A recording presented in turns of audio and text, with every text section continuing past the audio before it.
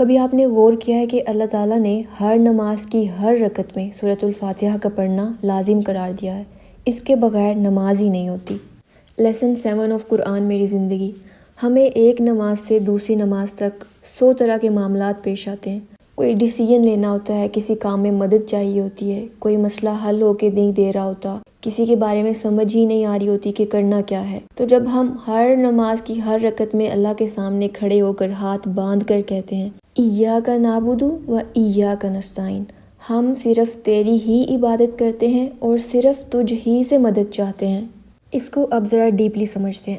یہ جو پہلے ورڈ استعمال کیا گیا نا ایاک، یہ زور پیدا کرتا ہے کہ اونلی یو الون، صرف تیری ہی عبادت کرتے ہیں، تیری سوا کسی کی نہیں۔ اور پھر عبادت کا مطلب ہوتا ہے کہ ہم پوری عاجزی، محبت اور فرمانبرداری کے ساتھ تیرے سامنے جھکتے ہیں، تیری بندگی کرتے ہیں۔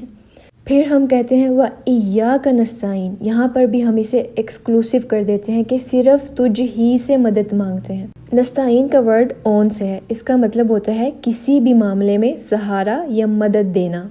تو جب ہم کہتے ہیں ایاک نستعین تو ہم کہتے ہیں ہم ہر کام میں تجھ ہی سے مدد طلب کرتے ہیں، نہ اپنی ذات پر بھروسہ، نہ اپنے پیسے پر، نہ اپنی صلاحیتوں پر، نہ ہی کسی اور بندے پر۔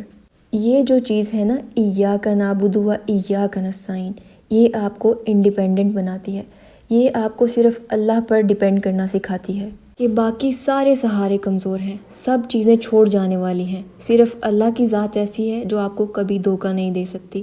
تو جب ہم شعوری طور پر اپنی نمازوں میں یہ مانگیں گے اور اس کا عملی ثبوت بھی دیں گے کہ صرف اللہ کی عبادت اور صرف اسی سے مدد طلب کرنا، تو پھر دیکھیے گا آپ کی زندگی کیسے بہترین ہوتی ہے۔ یہ آیت انسان کے اندر سبمیشن پیدا کرتی ہے کہ اے اللہ، میں تیرے بغیر کچھ بھی نہیں، اور میری عبادت بھی تیری مدد کے بغیر ممکن نہیں۔ تو جب انسان اپنی کمزوری کا اعتراف کرتا ہے اور اللہ کے سہارے پر یقین رکھتا ہے تو اسی چیز کا نام عاجزی ہے۔